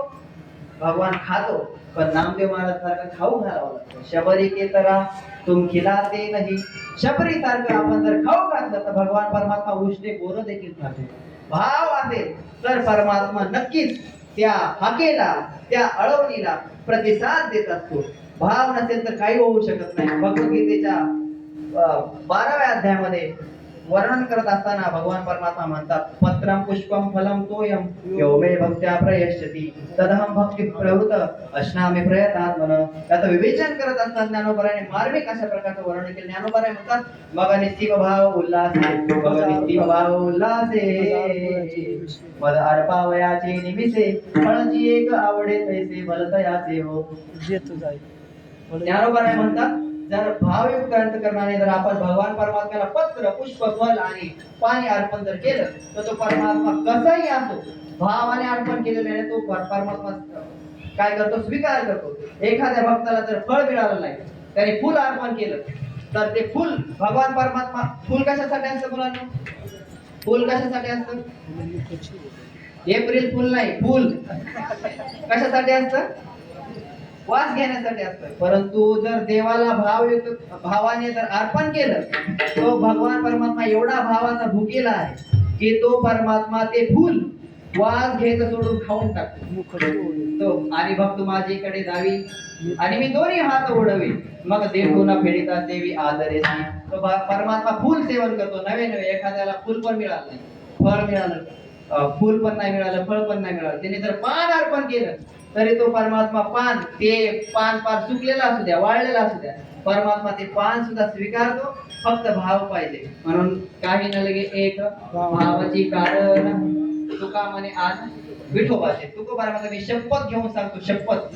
आपण पहा एखादी गोष्ट एखाद्याला पटत नसेल तर त्याला पटवून देण्याकरता काय म्हणतो? शपथ. शपथ घेऊन सांगतो गड्या म्हणजे ते खरं आहे. तुकोबा म्हणतात खरं सांगतो तुम्हाला भावाशिवाय काय उपयोग नाही. भाव जर नसेल तर ते काय गीत म्हणतात बघा आता कीर्तनामध्ये पण म्हणतात देव बाजारचा भाजीपाला नाही. तर देव हा तुकडोजी महाराजांचे ना हा तर भाव नसेल आपल्या भजनामध्ये भावविना देव नकडे निसंदेह किंवा भाव बळे आकळे एरवी नाकळे. भावाच्या बळावरच तो परमात्मा आकलन होऊ शकतो, आकळल्या जाऊ शकतो, प्राप्त होऊ शकतो. भाव नसेल तर ते भावविन भजन नाकाविन होती अर्थाविन पोती वाचुनी काय. म्हणून भाव अत्यंत अत्यंत महत्वाचा आहे. म्हणून तुकोबारायांनी प्रथम शब्द योजला भावे गावे गीत शुद्ध करून या चित्त. म्हणून परमात्मा जर प्राप्त करून घ्यायचा असेल तर त्या परमात्म्याचं असं नामचिंतन करावं लागतं. काल महाराजांनी गोड चिंतन सांगितलं आपल्याला की परमात्मा तुका म्हणे जपा मंत्र तरी अक्षरे सोपा. परमात्म्याचं नामचिंतन करा पण ते कसं करायचं हे नव्हतं सांगितलं. म्हणून आज म्हटलं ते सांगावं कसं करायचं. परमात्मा भावे गावे गीत शुद्ध करून या चित्त. आपलं चित्त शुद्ध करून भावयुक्त अंतकरणाने जर आपण परमात्म्याची प्राप्ती करण्याकरता परमात्म्याचं चिंतन केलं तर तो परमात्मा तुझा भाव आहे देव तरी हा उपाय हा सुलभ उपाय आहे त्याच्याकरता.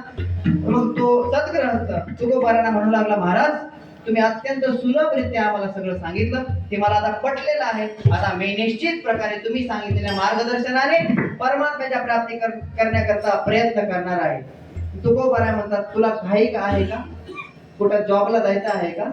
कुठं तुला काम आहेत का? तुकोबारा असं का विचारतात? तुकोबारा म्हणतात अरे बाबा हा फक्त उपाय सांगितलाय. म्हणजे आता उपाय सांगण्याकरता 2 तास घालवले, आता पथ्य सांगण्याकरता 2 तास तरी लागतील की नाही?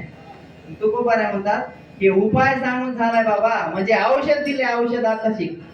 त्या औषधाचा फायदा होण्याकरता काय करावं लागतं? काय सांगितलं होतं? विसरले?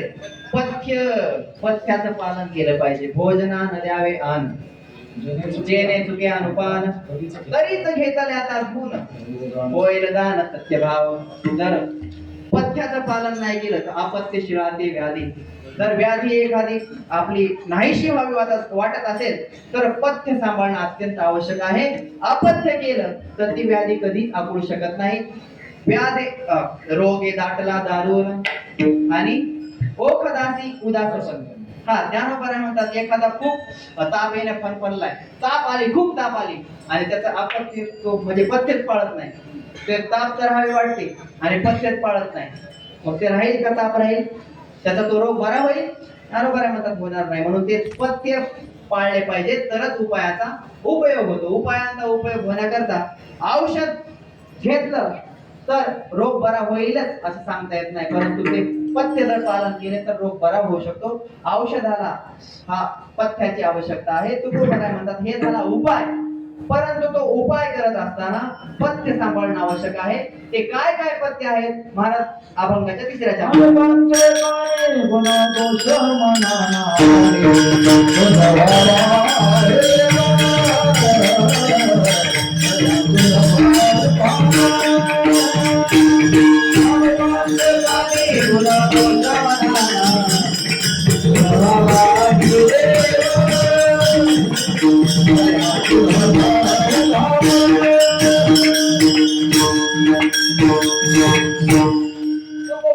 उपाय सांगितला. भावे गावे गीत शुद्ध करून या चित्त परमात्म्याचं नाव चिंतन करा, परंतु ते करत असताना भावयुक्त अंतकरणाने करा, चित्त शुद्ध करा.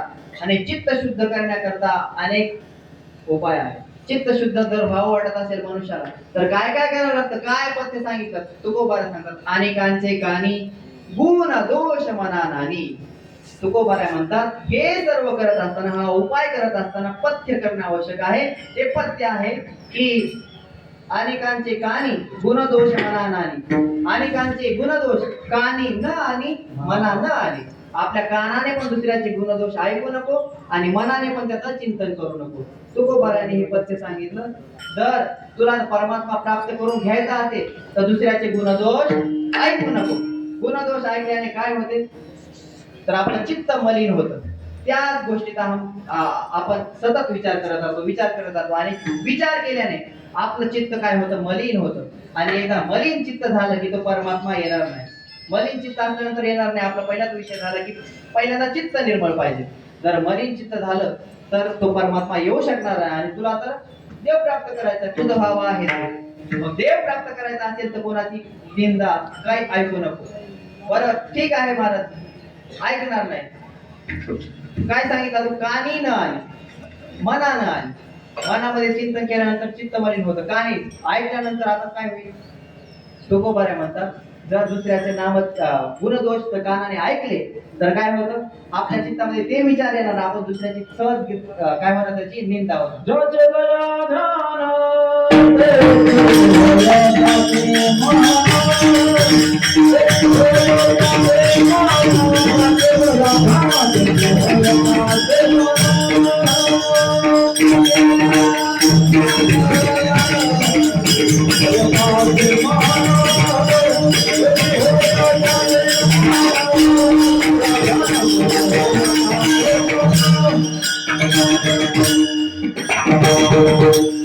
ज्याचे दया ध्यान तेचे होय दयाचे मन. हा, एखाद्याने जे काय ऐकलं ते त्याच्या चित्तामध्ये पण तसंच होत राहतं. आणि तसं चित्त झालं की आपसुकच दुसऱ्याची निंदा घडत असते. दुसऱ्याचं गुणदोष किंवा दुसऱ्याची निंदा करण्यामध्ये आपला वेळ जातो. आणि एकदा का दुसऱ्याची निंदा झाली तर निंदा करणाऱ्या जवळ जगातील जेवढे काही पाप आहे ते त्याच्या डोक्यावर येऊन पडतात. येती निंदकापाशी अशेष ही पापे. मग एकदा का आपल्या जवळ पाप आले तर मग परमात्मा आपल्या जवळ येत नाही. कारण पहा, या जगामध्ये सर्वजण कशाला भीतात. तुम्ही म्हणाल सगळे भेटत, ह्याच्यात काय नाही हो, देव कशाला भेटतो, देव तर स्वतः मालक आहे, तो कशाला भेट. तर देव पण एका गोष्टीला भेटतो, कशालाच भेट नाही, शत्रूला भेट नाही, कोणालाच भेट नाही. देव केवळ एका गोष्टीला घाबरत असतो, ती गोष्ट आहे पाप. भ्याड अनंत बहु पापा. परमात्मा फक्त आणि फक्त पापाला घाबरतो. मग ज्या वस्तूला घाबरतय त्याच्याजवळ मनुष्य जाईल का. आपल्याला वाघाची भीती वाटते आणि आपल्याला वाघाच्या समोर उभा केल्यानंतर काय वाटेल, भीती वाटेल की नाही. आपण जाऊ का तिकडे, मग नको नको म्हणणार. जसं काही लोकांना शाळेत यायला भीती वाटते, शिबिराला यायला भीती वाटते. म्हणून ज्या गोष्टीची आपल्याला भीती वाटते त्याकडे आपली सहज प्रवृत्ती होऊ शकत नाही. परमात्मा पापाला घाबरतो आणि पापाच्या जवळ कधीही देव येऊ शकत नाही. जर तुला प्राप्त करून घ्यायचा आहे देव तर पहिल्यांदा पाप झालं नाही पाहिजे. पाप होऊ नये असं वाटत असेल तर कोणाची निंदा घडू नये. निंदा घडू नये असं वाटत असेल तर कोणाचे गुणदोषाचं चिंतन नाही केलं पाहिजे, मनामध्ये नाही आणलं पाहिजे, त्याचं वर्णन केलं नाही पाहिजे. आणि असं न होण्याकरता तुकोबारा करता तुला देव प्राप्त करून घ्यायचा आहे ना, काय करावं लागेल. अनेकांचे कानी गुणदोष मनानानी. पहा, आपल्या सहज व्यवहारामध्ये आपण म्हणत असतो एखाद्या व्यक्तीला, बोट करून म्हणत असतो, अंगुली निर्देश करून, हा मनुष्य की नाही खूप, आता कोणाकडे बोट आहे त्यांनी समजू नका बरं का, कोणाकडे बोट केलंय म्हणून, हा मनुष्य खूप नालायक आहे म्हणतो की नाही. कसं म्हणतो आपण, आता 5 बोट करून म्हणतो का, कसं म्हणत असतो, 1 बोट करतो, बरोबर. 1 बोट करतो, त्याचा अर्थ काय. मग त्याचा अर्थ काय, तो ज्याला म्हणतोय ना तो 1 पट नालायक आहे, बाकीचे 4 बोट सांगत असतात काय, ते 1 पट नालायक आहे पण तू 4 पट नालायक आहे. सांगण्याची वस्तुस्थिती अशी आहे, मनुष्याने दुसऱ्याचे दोष पाहण्यापेक्षा मनुष्याने आत्मपरीक्षण करण्याची आवश्यकता आहे. संत कुठल्याही प्रकारे त्यांच्या ठिकाणी दोष नाही देखील तरी देखील मी तव अनाथ अपराधी कर्महीन मतिमंद बुद्धी असं म्हणतात एरवी तरी मी मूर्खू असं संत म्हणतात आपल्याकडे भरपूर ढिगारा आहे परंतु आपण आपल्या दोषाचं परिशीलन करत नाही पहा तुकोबाराय म्हणतात कासया गुण दोष पाहू अनेकांचे माझं काय त्याची उणे असते माझ्याकडे काय कमी दोष आहेत का दुसऱ्याचे कशाला गुणदोष पाहू दुसऱ्याचे गुणदोष पाहण्यामध्ये आपली बुद्धी मलिन होत असते म्हणून आपण दुसऱ्याचं चिंतन न करता आपल्या गुणदोषाचं परिशीलन केलं पाहिजे आणि आपले ते गुणदोष नष्ट केले पाहिजे गुणदोष दृश्य दोषम गुणस्तर उभय वर्जिता शास्त्र असं सांगतं एखाद्याचं गुण वर्णन करण्यामध्ये काय हरकत आहे दोष वर्णन करण्याने पुण्य हो पाप होईल परंतु एखाद्याचं गुण वर्णन करण्याने काय पाप होणार आहे तर शास्त्र असं सांगतं गुण दोष दृश्य दोष गुण पाहणं असो किंवा दोष पाहणं असो दोन्ही पण दोष आहेत गुणस्तत उभय वर्जिता या दोघांचं वर्जन करून जो तिसरा आहे ना त्याला म्हणायचं गुण म्हणजे दोष पण पाहिजे नाही गुण पण पाहिजे नाही हा खरा गुण आहे म्हणून गुण दोषाचं चिंतन न करता आपण आपल्या साधना करायची काय साधना करायची भावे गावे गीत शुद्ध करून या चित्त बरं हे करत असताना आणखी काय काय उपाय सांगितले तुकोबारे म्हणतात जर हे करत असताना एखादे साधू संत तुमच्या द्वारावर आले तर काय करायचं मस्तक ठेंगणा करी संतांच्या चरणा आपलं सदैव आपलं जे मस्तक आहे ते संतांच्या चरणावर लीन झालं पाहिजे आजकाल परिस्थिती अशी महाराज संतांना ओळखायला लोक तयार नाहीत काही पण वक्तव्य करतात काही बोलतात विचित्रपणा चालू आहे सगळा समाजामध्ये महाराज लोकांना मारपीट करतायत चांगले जे आहेत त्यांना पण मारतायत जे चांगले नाहीत त्यांना मारा नाही तर काही करा पण जे चांगले आहेत त्यांचा तरी चांगला आदर्श घ्या परंतु तसं नाही महाराज आजकाल विचित्र जग आहे म्हणून तुकोबाऱ्या म्हणजे तुम्हाला देव प्राप्त करून घ्यायचा ना साधू संतांचा अवमान होता कामा नये जर साधू संतांचा अवमान झाला सहाता गोविंदा नाही त्याची साधू हरिदासाची कोणानं घडावी निंदा सहाता गोविंदा नाही त्याची भगवान परमात्म्याला स्वतःला जर भगवान परमात्म्याला आपण काही बोललो तो भगवान परमात्मा एक वेळ सहन करतो परंतु साधू संतांची जर निंदा घडली त्यांचा अनादर झाला तर तो भगवान परमात्मा कधीच सहन करू शकत नाही आणि जर आपल्याकडून संतांची निंदा घडली तर काय होईल तो परमात्मा आपल्याला भेटणार तर नाहीच नाही परंतु तो आपल्यापासून कायमचा दूर झाल्याशिवाय राहणार नाही आणि तुला तर काय व्हायचं आहे तुझं व्हावा हे देव तरी हा तुन उपाव मस्तक ठेंगणा करी संतांच्या चरणा म्हणून तुकोबारा सांगतात तुला देव प्राप्त करून घ्यायचा तर अजून एक पथ्य आहे हे सर्व काही तू करशील आणि जर तुझ्या तोंडाला जर आवर नाही घातली तू काही पण बोलायला लागला काही बरळायला लागला तर तो परमात्मा प्राप्त होणार नाही कोणाची त्याने निंदा घडल कोणाला जर अपशब्द तू बोलला व्यवस्थित बोलला नाही दुसऱ्याचं समाधान होईल असं बोलला नाहीस तर तुला देव प्राप्त होऊ शकणार नाही कारण कोणाही जीवाचा न घडावा मत्सर वर्म सर्वेश्वर पूजनाचे परमात्मा प्राप्ती करता सर्वांना चांगलं बोललं पाहिजे भगवद्गीता खूप सुंदर अशा प्रकारचं त्याचं वर्णन करते कसं बोललं पाहिजे काय बोललं पाहिजे अनुद्वेगकरम वाक्यम सत्यम प्रियहितम चेत असं बोललं पाहिजे म्हणून ते जर तू बोलला नाही तर तो परमात्मा प्राप्त होणार नाही म्हणून वेची ते वचन जेने राहे समाधान बरं एवढं ठीक आहे महाराज एवढं मी करेल परंतु माझ्या जीवनाचा मुख्य केंद्रबिंदू काय असला पाहिजे म्हणजे मी काय करत माझ्या जीवनाची वाटचाल केली पाहिजे हे परमात्मा चिंतन तर मी करेल परंतु माझ्या जीवनामध्ये आता मला करणं योग्य माझ्या जीवनाचा केंद्रबिंदू असणारा असं एखादं कार्य सांगा जेणेकरून ते करत करत मी परमात्म्याची प्राप्ती करून घेईल तर तो मानबिंदू किंवा तो जीवनाचा व्यवहाराचा केंद्रबिंदू तुकोबाराय अभंगाच्या शेवटच्या Oh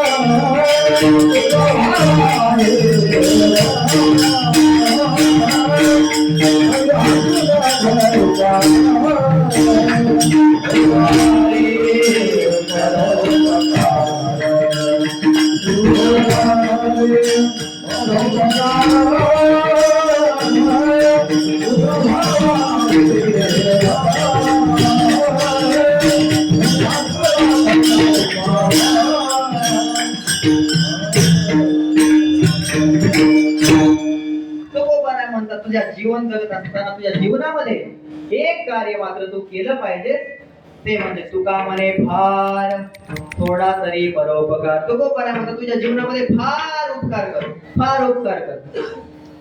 नाही हो महाराज, एवढा उपकार करणं माझ्याकडून शक्य नाही. तुकोबाराय म्हणतात ठीक आहे, हरकत नाही, थोडा तरी परोपकार कर. जर तुला जर बाकीचं काय करता येत नसेल, अगोदर पहिल्यांदा फार उपकार सांगितलं. तुकोबारांचा फार उपकार करत राह, लोकांना लोणी द्या, तूप द्या, दही द्या. अहो तुकोबाराय, तुमच्या जिभेला काय हाड आहे का? तूप पण लोणी दही कुठं फुकट देत असेल का? एवढा परोपकार करणं माझ्याकडून शक्य नाही. तुकोबाराय म्हणतात ठीक आहे बाबा, तुला लोणी देता येत नाही, दही देता येत नाही, तूप देता येत नाही, ठीक आहे, नको. ताक तरी देशील का नाही?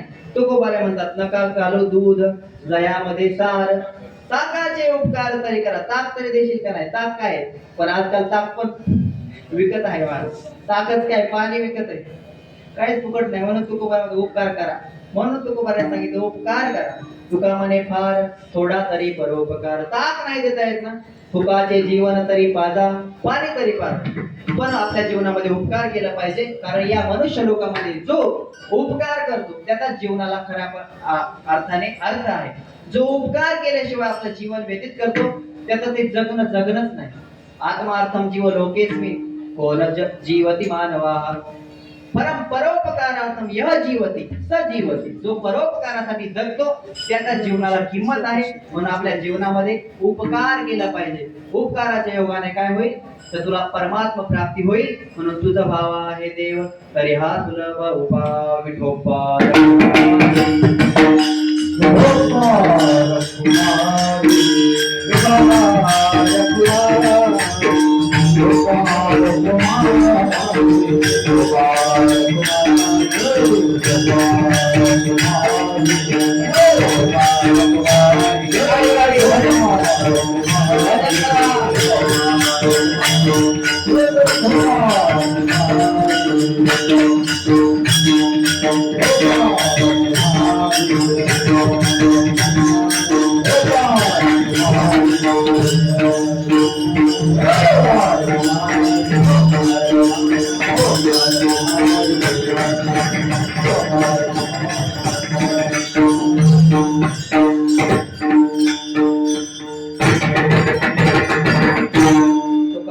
फार थोडा तरी परोपकार तुझा भावा आहे देव तरी हा सुलभ उपाव. तुकोबाराय म्हणतात परमात्मा प्राप्ती करून घ्यायची असेल तर भावे गीत गावे.